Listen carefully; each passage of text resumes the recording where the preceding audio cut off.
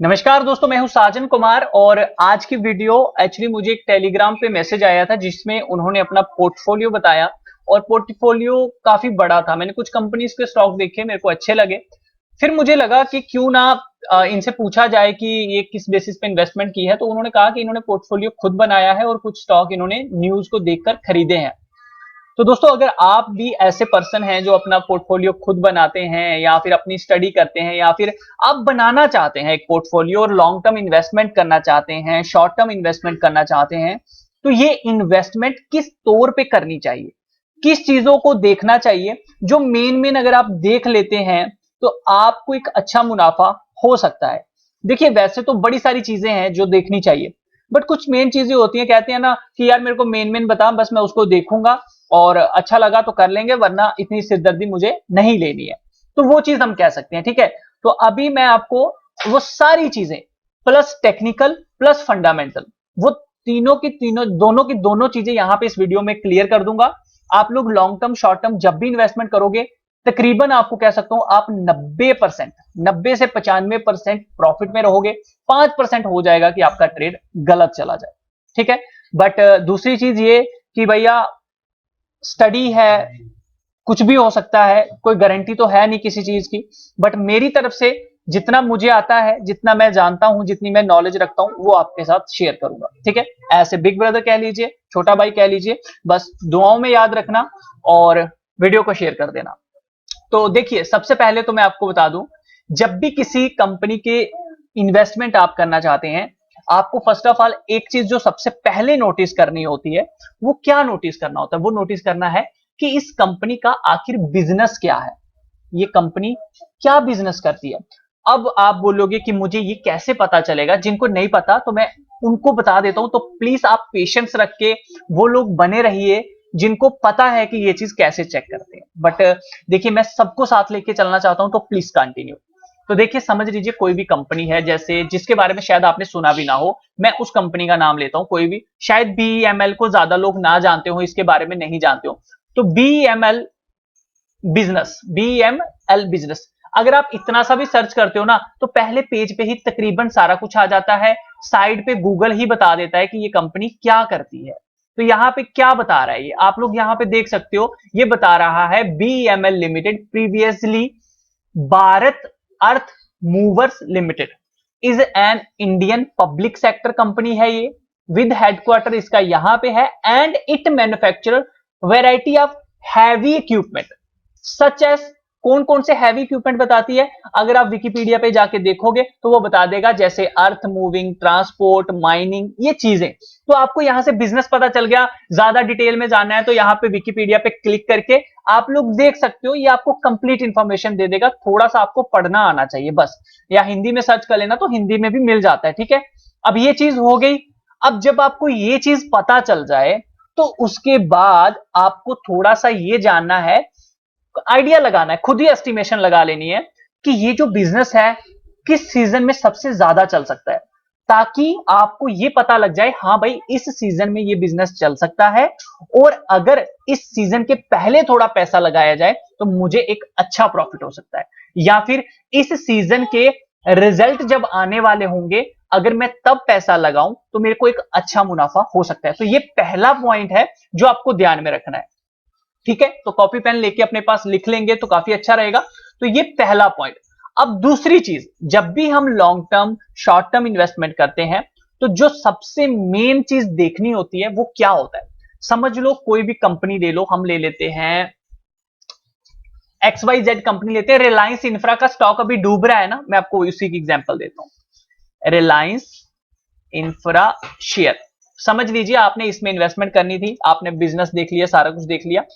Reliance infra share NSC लिखेंगे, आप क्या लिखेंगे? रिलायंस इंफ्रा शेयर एनएससी करके लिखेंगे।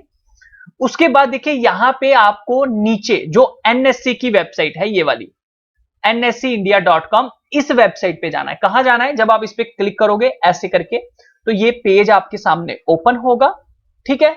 अब उसके बाद आपको यहां पे ना लिखा हुआ दिखेगा कंपनी इंफॉर्मेशन, क्या दिखेगा? Company information. तो यहां पे आप क्लिक करोगे, उसके बाद आपको नीचे आ जाना है और यहां पे देखना है promoter pledge detail. Promoter pledge detail का मतलब कि इस कंपनी ने अपने शेयर्स कितने गिरवी रखे हैं, मतलब अपने शेयर ही गिरवी रख दिए हैं। तो हमको ये चीज जरूर देखनी है किसी भी स्टॉक को इन्वेस्ट करने से पहले।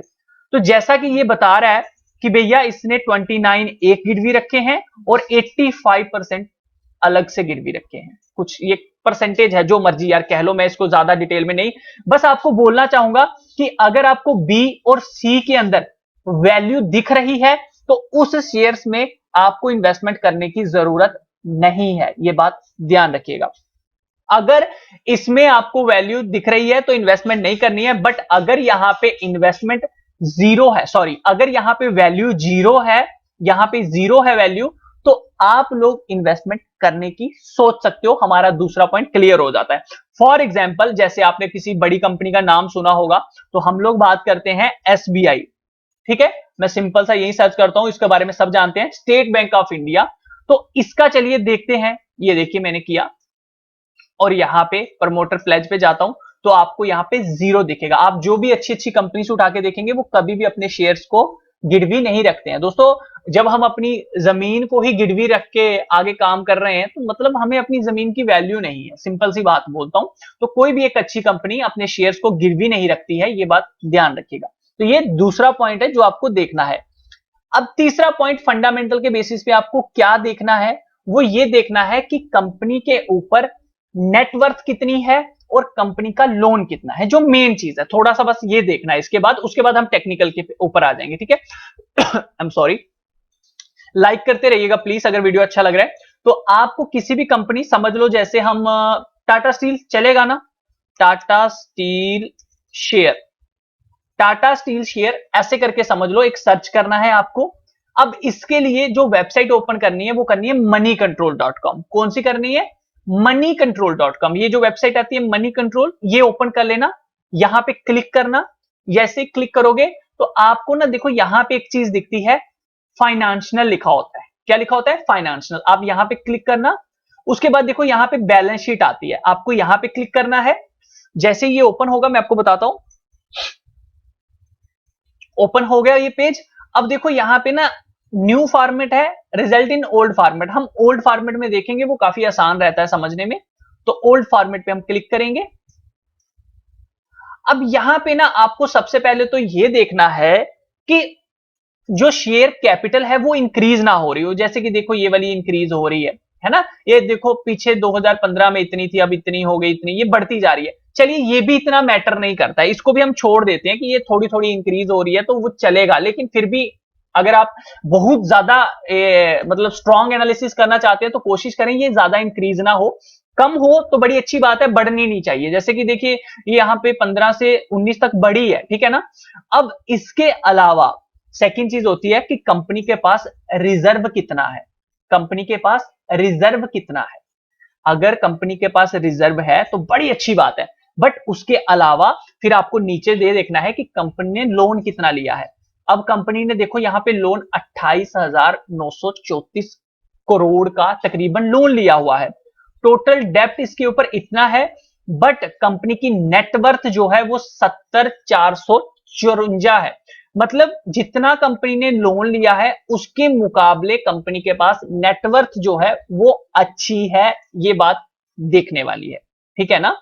तो ये आपको देखना है कि कंपनी के ऊपर ये ना हो लोन ज्यादा हो और रिजर्व जो है वो कम हो। अब जब आपने ये चीज देख ली तो अब इसके बाद थोड़ा सा ये भी देख लिया करो नीचे की तरफ कि क्या कंपनी डिविडेंड वगैरह देख रही है, या फिर आप बुक वैल्यू देखो। देखो इसकी बुक वैल्यू 585 रुपीस है, बट जो शेयर का प्राइस है वो काफी नीचे है इन्वेस्टमेंट के लिए अच्छी। लेकिन अब देखो आपने यहां पे देखा कंपनी के ऊपर रिजर्व जो है वो इतना है, 70 की नेटवर्थ है, बट 28 का तकरीबन यहां पे कर्ज है। अब ये जो कर्ज है ये सिक्योर्ड लोन है। सिक्योर्ड लोन होता है कि जो लोन हम लोग क्या करते हैं, किसी चीज को गिरवी रखकर लेते हैं। तो अब आपको एक पॉइंट यहां पे दिखा, तो अगर मैं यहां पे देखूं कि ये जो कहीं लोन है टाटा स्टील का, क्या इसने अपने शेयर्स को गिरवी रखकर तो नहीं लिया, तो हम दोबारा यहां पे आ जाएंगे। अगर कोई पहले क्या करता है, बैलेंस शीट देख लेता है। तो देखो अभी हम यहां आएंगे और यहां पे एक बार क्या करेंगे, कंपनी इंफॉर्मेशन पे जाएंगे और प्लेज करके यहां पे देख लेंगे। तो अगर आप देखोगे तो यहां पे कंपनी ने कुछ परसेंटेज अपनी 3.51, 1.16 गिरवी रखी है। ज्यादा बड़ी तो नहीं है बट गिरवी रखी है ना, मतलब अपनी शेयर कैपिटल को गिरवी रखा है। तो ये थोड़ा सा एक नेगेटिव पॉइंट है जो हमें दिख जाता है, तो हम ऐसी कंपनी से थोड़ा दूर रहेंगे। दूसरी चीज, ठीक है, अब मैं आपको ना यहां पे लेके चलता हूं, इस चीज के बारे में आपको मैंने बता दिया। अब हम क्या करते हैं, कोई ऐसी कंपनी ढूंढते हैं, मैं आपको एग्जांपल के साथ समझाता हूं। तो ये चीज आपको पता चल गई, यहां पे इसके पास रिजर्व था बट नेटवर्थ ज्यादा थी, बट यहां पे इसकी जो आपने प्लेज देखा शेयर्स वो गिरवी रखे थे, तो थोड़ा सा हम इससे हट जाएंगे। चलिए गाइस, तो मेरे को एक कंपनी मिली है, ये है वोडाफोन आइडिया, ठीक है, बड़ी मुश्किल से लोन वाली कंपनी नहीं मिल रही थी। तो देखो इस केस में वोडाफोन आइडिया के अगर आप देखोगे तो इनके पास टोटल जो रिजर्व है वो है 54, मतलब ये इनके पास है कैश, आप कह सकते हो रिजर्व रखा है कंपनी को, कभी भी कल को कुछ हो जाए तो ये इतना पैसा है। बट दूसरी तरफ अगर आप देखोगे तो इन्होंने सिक्योर्ड लोन 88 100 करोड़ कुछ का लिया हुआ है, 99 कुछ का अलग से लिया हुआ है लोन। तो दोस्तों इनका जो टोटल डेप्थ हो गया वो तो हो गया 1,08,000 कुछ का, ठीक है, और नेटवर्थ है 63, मतलब जितना अपने पास है उससे ज्यादा हम लोन ले चुके हैं। तो दोस्तों ऐसी कंपनी से आपको दूर रहना है, ठीक है। हमारे पास जो नेटवर्थ है वो ज्यादा होना चाहिए, और ये जो टोटल डेप्थ इनके ऊपर आता है 88 और 99 को मिला के, ये कम होना चाहिए, और ये यहां से डिक्रीज होना चाहिए, ना कि जैसे ये यहां पे बढ़ रहा है वैसा नहीं होना चाहिए, ये हमेशा कम होता जाना चाहिए। जैसे देखिए यहां पे ये इतना था, उसके बाद 78 हुआ, फिर 93, फिर 88 हो गया, तो ये डिक्रीजिंग रेशो में होना चाहिए, ना कि इंक्रीजिंग रेशो में। तो ये फंडामेंटल के ऊपर है, जितना मैं जानता हूं वो चीज मैंने आपके साथ क्लियर की है कि फंडामेंटल पे ये देख लो। इसके अलावा कुछ आप डिविडेंड ईपीएस वगैरह होता है, चलो अगर आप उसको नहीं भी देखोगे तो ये कम से कम आपको ये पता चल जाएगा कि कंपनी के पास लोन ले है। और लास्ट में बस यही देखना है कि कंपनी की जो बुक वैल्यू का प्राइस है वो कितना है। देखो इसकी बुक वैल्यू 72 रुपीज है, लेकिन स्टॉक इतना टूट चुका है, उसके ऊपर लोन इतना है, तो ये कहां कवर करेगा, ये चीज होती है, ठीक है। टाइम लग जाएगा, इसको हो सकता है रिकवर कर ले, इस बुक वैल्यू को दे दे, बट टाइम लगेगा। तो ये फंडामेंटल के ऊपर आपको देखना है। अब टेक्निकल की बात करते हैं, तो टेक्निकल के लिए समझ लीजिए जैसे ये एसबीआई का शेयर है। अब देखो टेक्निकल के बेसिस पे ना सिर्फ आपको ज्यादा ध्यान नहीं रखना है, आपको सिर्फ ये देखना है कि स्टॉक ट्रेंड में होना चाहिए, ठीक है। ट्रेंड दो तरह के होते हैं, एक होता है डाउन ट्रेंड, एक होता है अप ट्रेंड, और तीसरा बहुत सारे पैटर्न्स कुछ बना के ना, तो फिर वो अलग अलग, जैसे हम कहते हैं ट्राइंगल पैटर्न है, ठीक है, हेड एंड शोल्डर पैटर्न है, तो ये अलग अलग पैटर्न्स हैं, चलते रहते हैं, लेकिन हम लोग दो फॉलो करेंगे, एक होगा अप ट्रेंड, एक होता है डाउन ट्रेंड। तीसरा आप एक और फॉलो कर सकते हो, वो कर सकते हो साइडवे ट्रेंड। अब ये साइडवे क्या होता है, अब क्या होता है, ये मैं आपको सिंपल सा बता देता हूं। ये एक investing.com वेबसाइट है, आपके फोन में ऐप वगैरह होगा, मनी कंट्रोल, उस पर भी चार्ट शो कर जाते हैं। आपको कुछ नहीं करना है, आपको मंथली बेसिस पे स्टॉक को देखना है, याद रखना ये लॉन्ग टर्म के लिए बता रहा हूं। और आपको एक लाइन खींच लेनी है, कैसे, एक्सटेंडेड, बस उसको यहां से जोड़ना है, आई एम सॉरी, नीचे से जोड़ना है और ऊपर ले जाना है। और अगर ये लाइन बिल्कुल ऐसे चल रही है, आहिस्ता आहिस्ता आहिस्ता आहिस्ता आहिस्ता चल रही है, मतलब देखो एक ट्राइंगल पैटर्न में सीधी ऐसे तिरछी चल रही है ना, अगर आपको ऐसे वाले स्टॉक मिल रहे हैं और आप उसमें इन्वेस्ट करना चाहते हो, जैसे कि देखो ये लो, ऊपर का लो, ऊपर का लो, तकरीबन ये भी ऊपर का लो, मतलब ये नीचे से ऊपर चलता गया, देखो ये नीचे तो आया, इस तरह से हुआ, इस तरह से, इस तरह से हायर हाई मारता गया, तो आपको ऐसे स्टॉक ढूंढने हैं। फंडामेंटल वो देखना है, और दूसरा देखना है कि स्टॉक कुछ इस तरह से चल रहे हो, इसे कहते हैं अप ट्रेंड। और जब एक डाउन ट्रेंड होता है, वो स्टॉक कुछ इस तरह से नीचे आ रहा होता है, ठीक है। मैं ये हटा देता हूं सारा। डाउन ट्रेंड के लिए मैं आपको बता देता हूं, जैसे कि बेल का स्टॉक शायद हम लेते हैं, देखते हैं वो कैसा चल रहा है, भारत हैवी इलेक्ट्रॉनिक, देखो ये है ना, इसको कहते हैं डाउन ट्रेंड। ये कैसे डाउन ट्रेंड है, देखो ये ऊपर से नीचे नीचे नीचे था, देखो जब तक ये ऐसे चल रहा था, जब तक इसने इस लाइन को तोड़ा नहीं था यहां पे, तब तक ये अच्छा था, लेकिन अभी ये इसको तोड़ चुका है, तो ये हमारे लिए बुरा संकेत है। हमको वेट करना चाहिए अब इसके ऊपर जाने का, और उसके बाद थोड़ा नीचे आने का, दोबारा ये ऐसे ऐसे जब चलना शुरू हो जाएगा, हम एक लाइन खींच लेंगे और इसको फॉलो करना शुरू कर देंगे। तो हमको वो स्टॉक लेने हैं जो एक नॉर्मल वे में आहिस्ता आहिस्ता चल रहे हैं, ना कि वो स्टॉक लेने हैं जो स्टॉक ऐसे, मैं एग्जांपल आपको दिखाता हूं, जैसे कि बीईएमएल लेते हैं, ये वाला स्टॉक देखो ये 1 मंथ के बेसिस पे इसका कोई पैटर्न पता चल रहा है, सिर्फ जोल है, बंदा भी समझेगा ये क्या है। देखो कौन इसको लेना चाहेगा, क्या इन्वेस्टमेंट किसी ने की होगी, कभी ऊपर कभी नीचे, मतलब इसका कोई रास्ता ही नहीं है, इसका कोई दीन ही नहीं है, कोई मजहब ही नहीं है, हमको क्या इसमें इन्वेस्टमेंट करनी है। दोस्तों देखिए कहते हैं ना कि एक रास्ते पे आपको चलना चाहिए, उसी तरह स्टॉक का भी एक रास्ता होना चाहिए। आप जितने मर्जी कोई शेयर उठा के देख लो जो अच्छा कर चुके हैं, इन्वेस्टमेंट अच्छे तौर पे आपको पैसा दे चुके हैं, वो एक ट्रेंड में होंगे। जैसे कि मैंने देखिए हीरो मोटो का आपका यहां पे शेयर लगाया है, आप देखो ये एक दीन मजहब के साथ चल रहा है ना यार, प्रॉपर एक लाइन में चल रहा है ना। तो आप इस तरह के चार्ट देखो, आप फंडामेंटल नहीं भी कर सकते, आपको ऐसे वाले शेयर मिलते हैं मंथली बेसिस पे, वो देखो उनमें इन्वेस्टमेंट करो। मैं आपको इसके अलावा एमआरएफ का शेयर लेके चलता हूं, ठीक है, काफी ऊपर चलता है ना एमआरएफ का। चलो एमआरएफ ले लेते हैं, देखो एमआरएफ का शेयर क्या है दोस्तों, चल रहा है ना यार। एक ये भी नहीं होना चाहिए, एक दूसरी चीज ये कि स्टॉक ये ना हो एकदम से ऐसे हो जाए, ऐसा स्टॉक भी नहीं लेना है, ये गलत है, ऐसा वाला स्टॉक नहीं लेना है। हमको स्टॉक वो लेना है जो इस तरह से हो, इस तरह, ये नहीं कि यहां से ऊपर चढ़ गया, ऐसा नहीं लेना। अब देखो ये भी है, ये भी एक ट्रेंड में है, अगर देखा जाए आप यहां से जोड़ोगे तो ये एक ट्रेंड में है, हमको वेट करना है कि ये टूटे ना ये वाला ट्रेंड। तो इस तरह के शेयर्स में आपको इन्वेस्ट करना है जो एक लाइन में चल रहे हैं और आराम आराम से चल रहे हैं, ये नहीं है भागते जा रहे हैं, वैसा नहीं। स्टॉक रुकेगा चलेगा, तो ऐसी वाली चीजें आप देखिए और आपको समझ आएगा। देखिए इस वीडियो में मैं क्या समझा पाया, क्या पॉइंट मिस कर पाया, वो मैं जब वीडियो एंड करूंगा मुझे तब पता चलेगा। लेकिन आप अपना सवाल जरूर पूछिएगा, जो भी आपका हो मैं कोशिश करूंगा उसको कवर करने की, और एक स्पेशल वीडियो आपके कमेंट्स के लिए भी बना दूंगा। बाय द वे ये वीडियो कैसी लगी प्लीज मुझे कमेंट करके बताना। ये मेरा अपना पर्सनल एक्सपीरियंस है, मेरा अपना पर्सनल स्टडी है जो मैंने आपके साथ शेयर की है। मैं लास्ट में एक चीज बोलता हूं, मेरे पास कोई सर्टिफिकेट नहीं है, मैंने कोई कोर्स नहीं किया है, ठीक है। मैं भी आपकी तरह हूं, जितना आता है आप लोगों के साथ शेयर करता हूं।